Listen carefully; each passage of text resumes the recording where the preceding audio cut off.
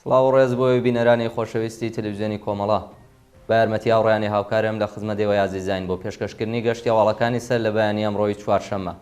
سەرەتا سەردێڕی گرنگترین هەواڵەکان.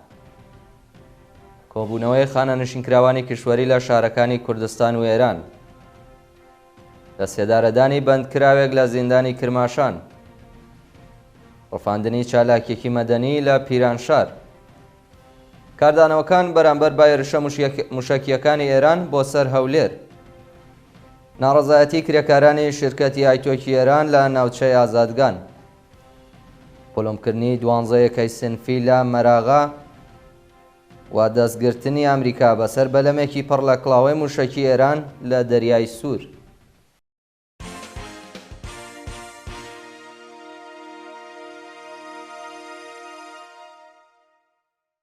درێژەی هەواڵەکان. کۆبوونەوەی خانەنشینکراوانی کشوەری لە شارەکانی کوردستان و ئێران. ڕۆژی سێشەممە 26 بەفرامبەر خانەنشینکراوانی کشوەری لە شارەکانی کوردستان و ئێران لە ناڕازایەتی بە بایەخنەدانی بەرپرسانی ڕژیم بە کێشە گرفتەکانیان کۆبوونەوە. بە پێڕەواڵی هەر هەفتە خانەنشینکراوانی کشوەری لە شارەکانی سنا، کرماشان، قەزوین، هەمەدان، ورمێ، عێراق، ئیلام، یەزد، تاران، ئەهواز و چەند شاری دیکەی ئێران دەست بە دۆخی خراپی مەعیشەتی ناڕەزایەتیان دەربڕی. خانەنشینکراوانی کشوەری خوازیاری چوونە سەرەوەی ئاستی حەقدەست و مەزایە بەکردەوە دەرهاتنی گەڵاڵە یەکسانسازی و دابینکردنی بیمەی دەرمانی کارامە بوون. لە سێدارەدانی بەندکراوێک لە زیندانی کرماشان. بەیانی سێشەممە 26 بەفرامبەر 1402 هەتاوی حکمی ئەعدامی بەندکراوێکی خەڵکی کرماشان بە ناوی حەبیب دەروێشی لە زیندانی دیزڵاوە جێبەجێکرا. بە پێی زانیاریەکان حەبیب دەروێشی تەمەن 43 ساڵ و باوکی 2 منداڵ بووە. ناوبراو چەند ساڵەوە بەربەر تۆمەتی پەیوەندیدار بە مادەی هۆشبەر لەلایەن هێزانیەکانەوە دەست بەسەر و دواتر بە ئەعدام مەحکوم کرا. ڕۆژی سێشەممە حکمی ئەعدامی ئەو بەندکراوە بە نهێنی لە زیندانی دزڵاوای کرماشان بەڕێوەچوو. ڕفاندنی چالاکێکی مەدەنی لە پیرانشار. بەیانی سێشەممە 26 بەفرامبەر چالاکێکی مەدەنی خەڵکی پیرانشار بە ناوی سەلاح عوسمانی تەمەن 45 ساڵ لەلایەن هێزانیەکانەوە دەست بەسەر کرا. بە پێی زانیاریەکان هێزەکانی ئیتلاعاتی سوپای پاسداران سەر لە بەیانی سێشەممە بەبێ بەڵگەی قەزایی هەڵیان کوتاوەتە سەر ماڵی سەلاح عوسمانی و ناوبراویان دەست بەسەر کردووە. شایانی باسا کە تا کاتی بڵاو بوونەوەی ئەم هەواڵە هیچ زانیاریەک لەسەر هۆکاری بەندکران و شوێنی ڕاگیرانی ئەو هاوڵاتیە لەبەردەستانیە.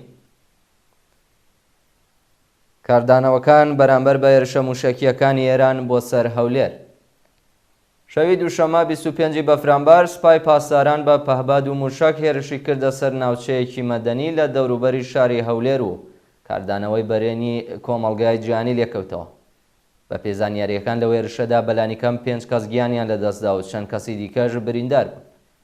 پاش هێرشەکە بەرپرسانی حکوومەتی هەرێمی کوردستانە و هێرشیان بە تێرۆریستی ناوبرد و ڕایان گەیاند کە چیتر تەحەمولی ئەو بارودۆخە ناکەن و هێرشەکان نابێت بێوەڵام بمێنێتەوە.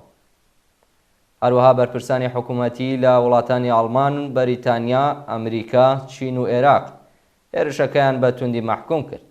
دەوڵەتی عێراق باڵێزی کۆماری ئیسلامی بانکێش کرد و سەفیری عێراقی لە تاران بۆ بەغدا گەڕاندەوە.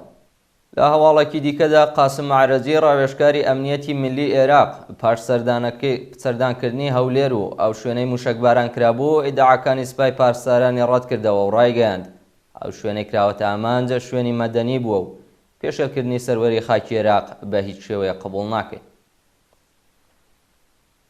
کۆبوونەوەی کرێکارانی کارخانەی سیمانی کەنگان.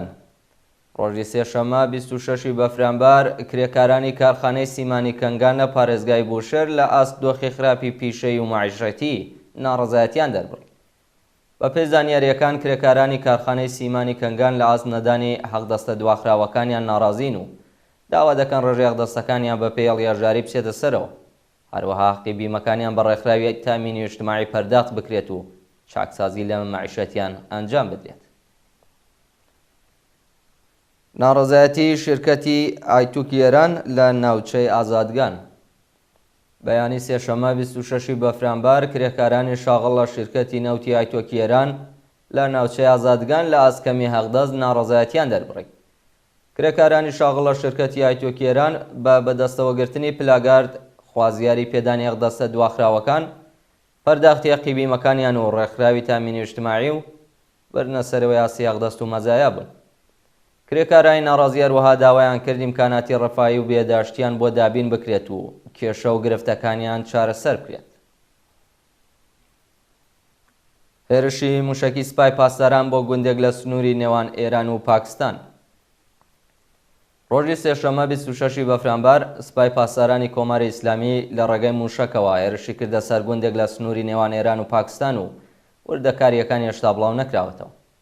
بە پێی ڕاپۆرتی حاڵبەش ڕۆژی سێشەمە سپای پاسداران بە چەند موشک گوندێکی لە سنووری نێوان پاکستان و ئێران کردوتە ئامانج، بەڵام هیچ زانیاریەک لەسەر ناوی ئەو گوندە و ڕێژەی زیانەکان ئاشکرا نەکراوە.